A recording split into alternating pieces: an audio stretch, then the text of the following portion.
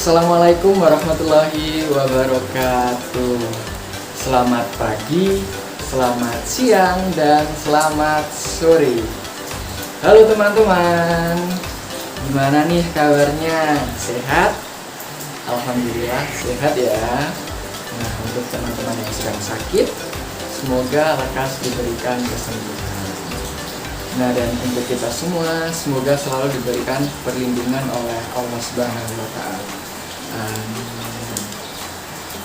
Nah, berhubung kita sedang belajar secara daring, maka Bapak akan memberikan pelajaran melalui video ini.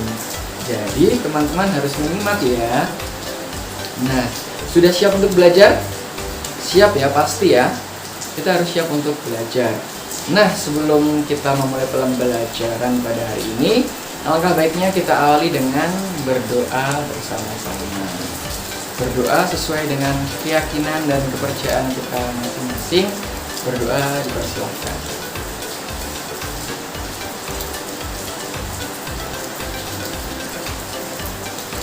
Berdoa cukup. Nah, hari ini kita akan belajar mengenai teks deskripsi. Apa? Ya, teks deskripsi.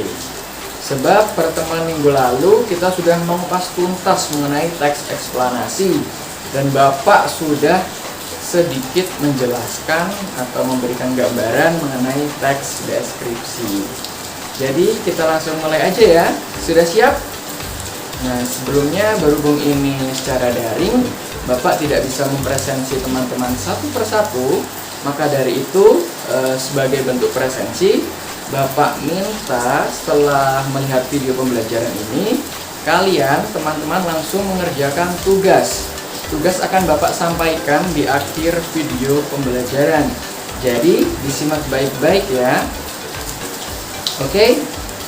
Sebelum dimulai, coba disiapkan dulu peralatan tulisnya, buku, pensil, pulpen, dan lain-lain ya. Sudah siap? Oke, kita langsung aja mulai dengan teks deskripsi. Jadi, apa sih teks deskripsi itu? Teman-teman ada yang tahu? Coba sambil dilihat-lihat bukunya. Apa sih teks deskripsi itu? Nah, Bapak akan menjelaskan apa sih teks deskripsi.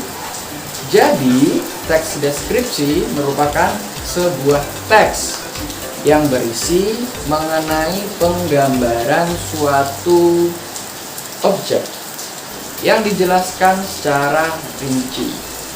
Paham mengenai definisi teks deskripsi? Bapak akan kasih contoh. Menggambarkan suatu objek secara rinci, itu intinya ya. Jadi misalnya nih, Bapak akan menggambarkan suatu objek kursi dengan Bapak memaparkan penjelasan bagaimana sih kursi, seperti apa bentuknya, fungsinya untuk apa. Bapak jelaskan secara rinci. Nah, itu merupakan pengertian dari teks deskripsi. Jadi nanti kita akan membahas perihal hal tersebut ya. Paham untuk definisi? Pasti paham ya. Lanjut, setelah definisi ada apa teman-teman? Iya, ciri-ciri. Jadi ciri-ciri yang pertama dari teks deskripsi sesuai dengan definisinya, yaitu penggambaran suatu objek. Jadi di mana kita akan membahas mengenai suatu objek, kemudian kita gambarkan objek tersebut secara jelas. Misalnya tadi kita menggambarkan suatu objek kursi, kita bisa menggambarkan objek kursi dengan jelas. Misalnya bentuk kursi, kaki-kakinya kursi ada berapa, kenapa di belakang kursi ada penyangga tubuh kita, terbuat dari apa kursi tersebut, fungsinya untuk apa, seperti itu ya. Kemudian ciri yang kedua, penjelasan yang melibatkan panca indera. Jadi ketika kita mengamati suatu objek, panca indera kita juga ikut terlihat saat menggambarkan suatu objek tersebut. Misalnya saja tadi ada objek kursi. Panca indera kita misalnya mata. Mata kita bisa melihat, oh kursi itu seperti itu bentuknya. Nah, misalnya saja contoh lain, panca indera peraba. Kulit, kita bisa menyentuh bentuk kursi. Oh, seperti ini bentuk kursi. Seperti itu ya. Kemudian ciri yang ketiga. Apa coba ciri yang ketiga, teman-teman ada yang tahu? Apa itu ciri yang ketiga? Ya, ciri yang ketiga yaitu ciri fisik dan sifat. Suatu objek pasti memiliki ciri fisik dan sifat. Misalnya saja Bapak punya jam dinding di rumah. Ciri fisik dari jam dinding itu apa ya kira-kira teman-teman? Ya, berbentuk bulat, keras, ringan di bawah, seperti itu ya. Sedangkan sifatnya seperti benda padat atau dapat mengingat waktu, seperti itu ya. Kemudian ciri yang keempat yaitu pembaca seolah-olah merasakan apa yang disampaikan oleh penulis. Jadi saat kita menulis teks deskripsi, pembaca seharusnya bisa mengerti maksud apa yang kita sampaikan. Misalnya saja Bapak menjelaskan gitar. Gitarku berwarna coklat, memiliki 5 senar, di mana kulit gitarku terkelopak. Aku suka memainkan gitar dengan merubah nada-nada senarnya. Teman-teman bisa memahami atau menggambarkan objek gitar Bapak? Bisa? Bisa ya. Kemudian dalam teks deskripsi itu menggunakan kata khusus. Khusus itu apa sih? Khusus itu berarti secara khusus, tidak umum ya. Misalnya saja, contohnya Bapak memakai batik. Ini batik ya, Bapak menggunakan batik. Bapak menggambarkan objek baju Bapak batik. Ada kata-kata begini. Bapak menggunakan batik berwarna kecoklat-coklatan. Kata khususnya apa teman-teman? Iya, bagus. Kata khususnya yaitu kecoklat-coklatan. Seperti itu. Paham ya? Sip. Kemudian lanjut ciri yang berikutnya yaitu menggunakan kata sifat. Apa kata sifat? Masih ingat tidak pelajaran sebelum-sebelumnya mengenai kata sifat? Kata sifat yaitu kata yang menjelaskan suatu benda ya. Misalnya begini. Mas Haikal memiliki sepeda berwarna hitam yang sangat cantik dan elegan. Berarti kata sifatnya apa teman-teman? Iya, cantik dan elegan. Sampai di sini paham? Paham ya? Sampai definisi dan ciri-ciri mungkin jelas ya, tidak ada pertanyaan. Kalau mungkin ada pertanyaan, teman-teman bisa langsung chat di grup WhatsApp atau di kolom komentar YouTube Bapak ini ya. Oke, kita langsung lanjut lagi ke materi berikutnya mengenai struktur teks deskripsi. Jadi kenapa kita harus mempelajari struktur? Karena struktur merupakan bagian penting dari kaidah bahasa Indonesia, seperti itu ya. Tanpa adanya struktur, kita tidak bisa nanti menganalisis teks deskripsi, menyunting, ataupun menulis teks deskripsi. Jadi kita harus memperhatikan struktur dari teks deskripsi. Ada berapa struktur dari teks deskripsi? Iya, ada 3. Yang pertama yaitu identifikasi. Apa itu identifikasi? Ada yang tahu? Kita telah dari kata-katanya saja. Identifikasi berarti identitas. Jadi pada struktur tersebut menjelaskan identitas suatu objek, peristiwa, atau mungkin manusia yang dibahas pada penggambaran objek tersebut. Jadi apa saja identitas yang ada pada objek tersebut. Kemudian struktur yang kedua yaitu ada deskripsi bagian. Nah, deskripsi bagian ini kita akan menjelaskan objek tersebut dari sudut pandang kita pribadi menggunakan panca indera kita. Kita menggambarkan suatu objek secara subjektif menurut diri kita masing-masing. Seperti itu ya. Misalnya kita ingin menggambarkan objek gunung. Nah, gunung menurut kita itu seperti apa sih? Nah, kita bisa dituliskan di bagian struktur ini. Seperti itu ya. Nah, yang terakhir atau struktur yang ketiga itu kesimpulan. Jadi kesimpulan itu teman-teman merupakan suatu penegasan ulang terkait apa yang sudah kita bicarakan pada struktur sebelumnya. Seperti itu ya. Nah, kita lanjut lagi pada teks teks deskripsi memiliki jenis-jenis. Nah, Bapak ingin menyampaikan 4 saja jenis-jenis teks deskripsi. Selebihnya kalian coba lihat di buku paket halaman 156. Ada banyak sekali jenis teks deskripsi di sana. Nah, Bapak akan menjelaskan 4 saja yang menurut Bapak sering dibahas.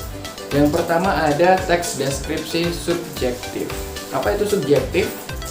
Subjektif itu berdasarkan pendapat pribadi atau opini kita masing-masing sebagai penulis.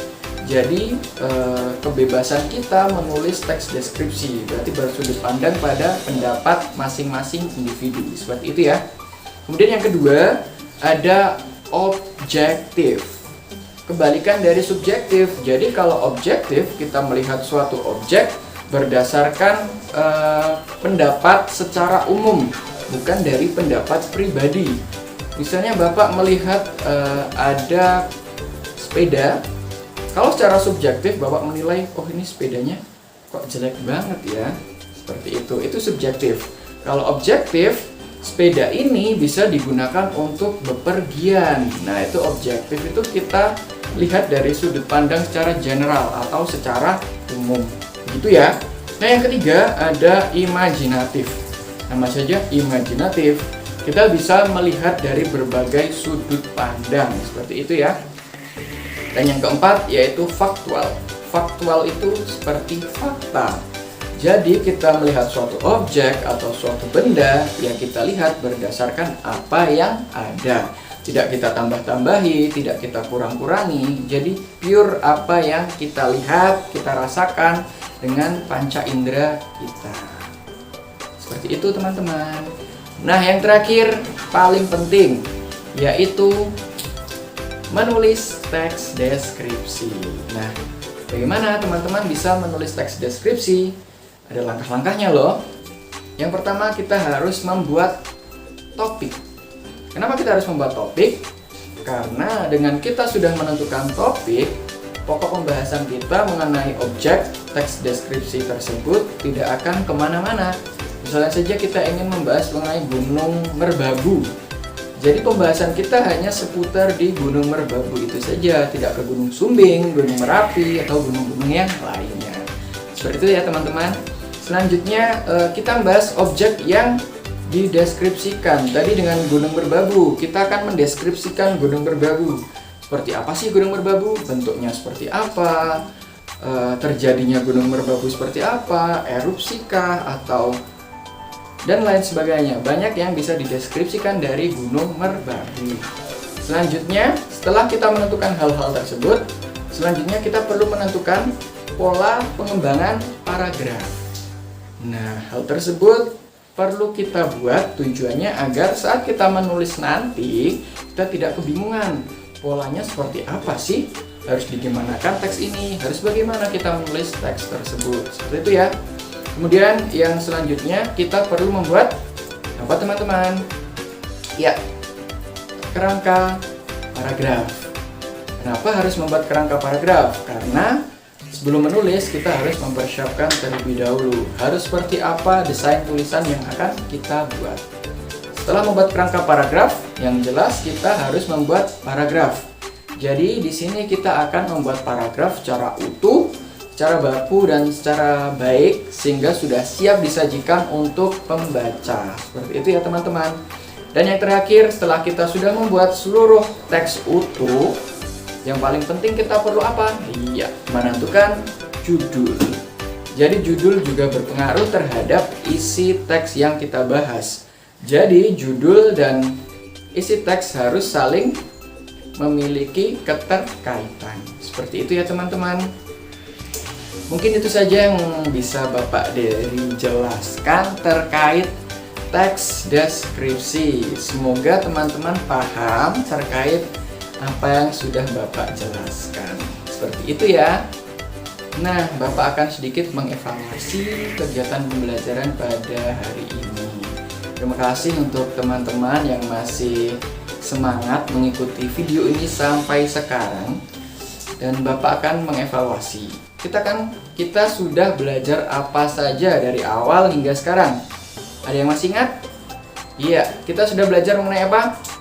Definisi teks, deskripsi, kemudian ciri-ciri atau unsur kebahasaan yang ada.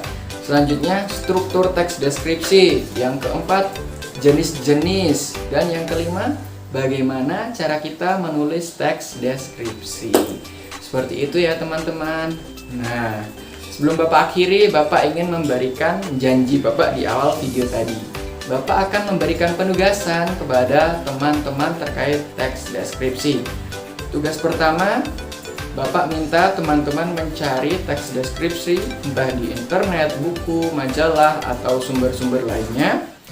Kalian cari, kemudian kalian tentukan kaidah-kaidah kebahasaan yang ada, seperti ciri, unsur kebahasaan, termasuk jenis apa teks deskripsi tersebut, strukturnya seperti apa, begitu ya. Kemudian untuk tugas yang kedua, Bapak minta kalian membuat teks deskripsi sederhana dengan memperhatikan kaidah-kaidah yang sudah Bapak jelaskan sebelumnya. Seperti itu ya, teman-teman paham? Baik, mungkin itu saja yang dapat Bapak sampaikan pada aktivitas hari ini. Semoga bermanfaat untuk teman-teman dan kita bertemu lagi pada pertemuan berikutnya. Sampai jumpa. Terima kasih.